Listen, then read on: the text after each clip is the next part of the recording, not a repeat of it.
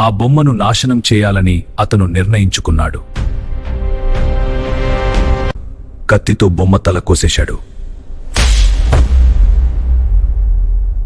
ఆ రాత్రే ఇంటి వెనుక ఉన్న బావిలో బొమ్మను విసిరేశాడు. ఆ శబ్దం పిల్లి వల్ల వచ్చిందని కుటుంబానికి అబద్ధం చెప్పాడు. కేవలం మాత్రమే నేను దానిని తనిఖీ చేస్తాను. Bye daddy. Bye Kavya, be good. Hi daddy.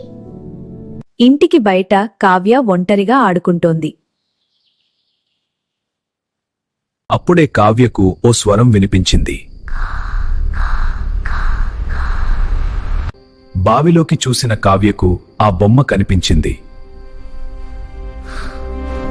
బావి బయట నిలబడి కావ్య తాడును లోపలికి వదిలింది.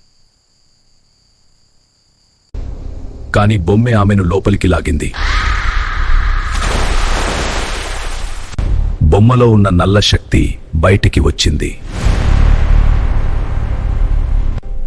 ఆ శక్తి కావ్య శరీరంలోకి ప్రవేశించింది. వెంటనే కావ్య బావి నుంచి బయటకు దూకింది.